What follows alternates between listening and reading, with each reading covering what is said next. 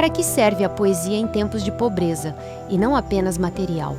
A pergunta se tornou clássica a partir de um poema do alemão Friedrich Hölderlin, do século XVII. Agora, experimente substituir a palavra poesia por arte, ou melhor ainda, de maneira mais específica, por artes plásticas.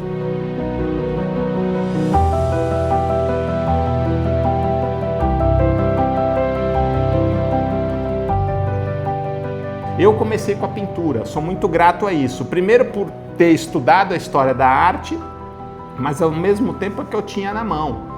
Eu não tinha dinheiro, então eu tinha a tela, os tintas e pincéis, não precisava mais que isso. Mas aí vem a grande diferença. Você perguntou sobre alguma história anterior. Minha mãe pintava por hobby. Eu, com 20 anos, tomei a decisão de pintar como profissão. Eu ia viver daquilo. E eu defendi isso desde o começo. Eu vou viver de arte.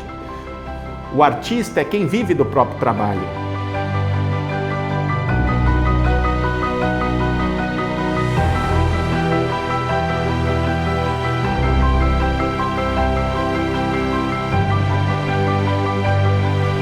Depois desse processo de pintura, em que eu comecei a ficar cansado de ficar sozinho no ateliê, esperando a tinta secar, eu costumo dizer que a linguagem de pintura é a linguagem mais difícil das artes plásticas, porque ela é muito solitária e muito paciente.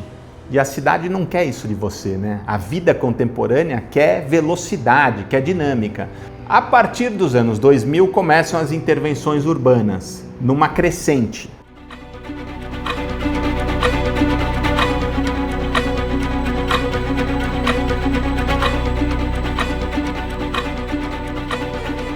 O meu trabalho, ele tem humor, ele tem ironia, ao mesmo tempo em que ele faz um questionamento, não precisa ser político, mas muitas vezes é. Você tem que ter uma dose equilibrada para que as pessoas participem do seu processo criativo, entendam o trabalho. Só um segundinho, o senhor aqui retornou? Como é que você pôs a âncora aqui sem comunicar?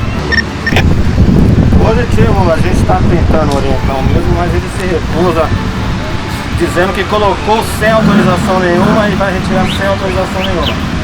Bom, então é o seguinte, você não vai tirar essa âncora daqui? Não posso tirar. Pode ser alguma.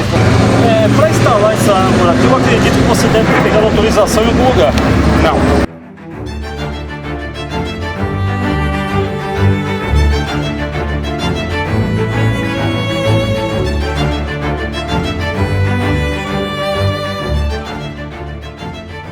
Eu boto uma âncora no Monumento às Bandeiras. O Monumento às Bandeiras é o símbolo do modernismo no Brasil. É um dos monumentos mais representativos de São Paulo, esculpido por Vitor Brecheret, mas se você perceber a âncora, ela vem preencher um elemento que falta à composição. Você tem um barco de pedra puxado pelos bandeirantes, em cima dos cavalos. Ora, o que falta a isso? Uma âncora de asfalto preto e piche. Eu abri por acaso, não foi proposital, mas eu abri por acaso nessa da vaquinha. Olha aqui, tem a foto dela aí por acaso separada? Não sei. Tem, tá lá. Essa aqui foi parar na delegacia ou não? Fui parar na delegacia. Eu tive que responder um inquérito policial por ter feito um ato de amor nas vaquinhas da Call Parade com um touro bandido.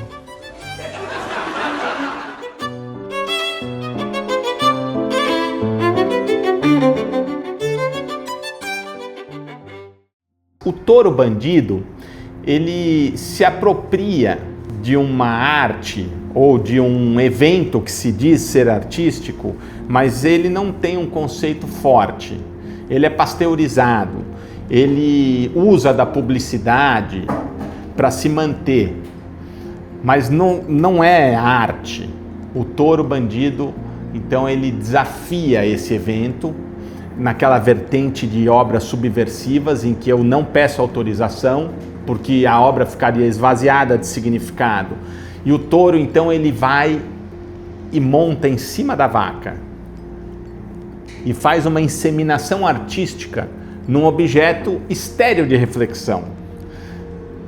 Na época da Call Parade, o evento foi multado pela prefeitura porque eles faziam vacas publicitárias. E isso me deixou muito bravo. Falei, por que um evento que se diz ser artístico se utiliza da publicidade no campo que não é? Então eu vou mostrar para eles o que é. Fui processado por ato obsceno, difamação e calúnia e danos materiais, mas não é verdade, porque o touro não tinha falo, só o escroto. A minha apropriação, o touro bandido, ele vive num campo conceitual. Por mais divertido que ele possa parecer, ele tem um questionamento conceitual. O que é a arte? Até onde a arte pode chegar? E que campo é esse que a gente considera arte? O touro, então, ele materialmente ele encosta na vaca, mas as provocações que ele trouxe eram muito maiores e muito mais conceituais, que era o que é arte?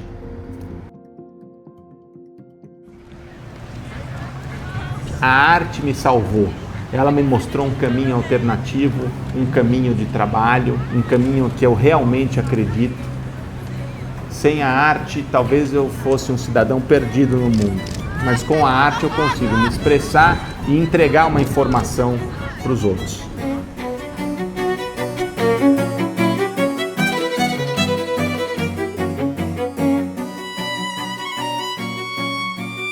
Eu costumo dizer que duas coisas são a espinha dorsal ou a coluna vertebral do meu trabalho, que é a arte e a natureza. São os dois campos onde eu posso tocar o espírito de liberdade e um depende do outro. A Arte Salva em Brasília foi uma ação subversiva, não autorizada. Eu recrutei mais de 200 pessoas para ocupar o Congresso, a Casa do Povo, com um objeto que era a boia salva-vida, que é um elemento que faz parte da minha trajetória. E a gente invadiu o Congresso em 2011 sem autorização, arremessou essas boias. De verdade, eu não tinha a dimensão, no momento da ação, eu não tinha a dimensão do tamanho que isso alcançaria, né? Na mídia, a força conceitual que esse trabalho emana até hoje nos objetos e nos desdobramentos deles. Mas o que eu quis dizer com essa obra era que a arte é uma possibilidade de salvamento, é um caminho alternativo. E mais uma vez, eu fui só um agente em que convidou as pessoas a participarem do processo. A Arte Salva não existiria sem a participação do público, é isso que eu quero dizer. É uma obra coletiva. Minha produção, ela sempre teve essa interpretação aberta. Sempre convidou todos a participarem do processo da arte. Desde as futuras gerações, em que eu estou mais empenhado nos últimos anos, até os intelectuais, acho que é o que você falou. Não é uma obra hermética, é uma obra aberta, que convida as pessoas.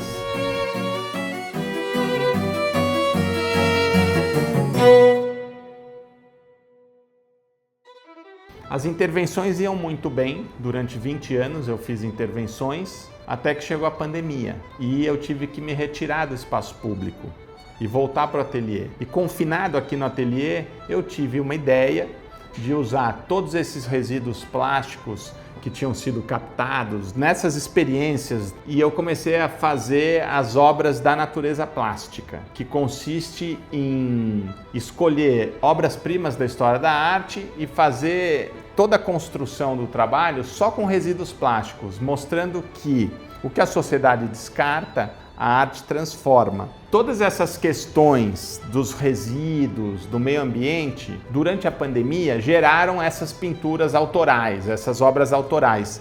E eu fiz uma promessa, eu falei, olha, quando acabar essa história toda da pandemia, espero que acabe, eu vou levar adiante um projeto social que é levar a arte para a periferia.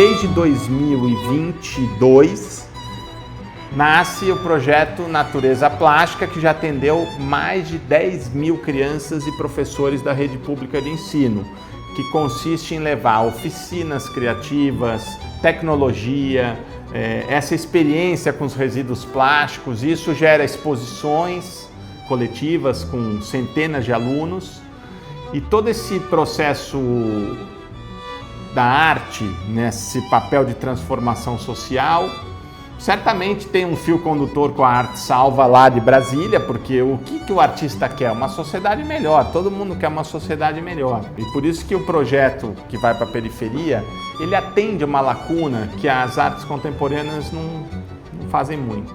Eu acho que a gente tem essas duas conexões na Arte Salva. A coletividade e, por outro lado, esse olhar para o meio ambiente.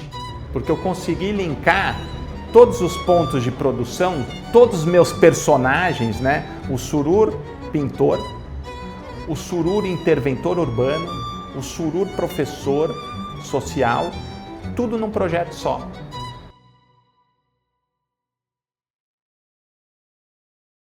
O livro é uma aventura sem fim, interminável. Eu tinha dito que a linguagem mais difícil nas artes plásticas é a pintura, por causa da solidão e da paciência, mas talvez fazer um livro seja pior.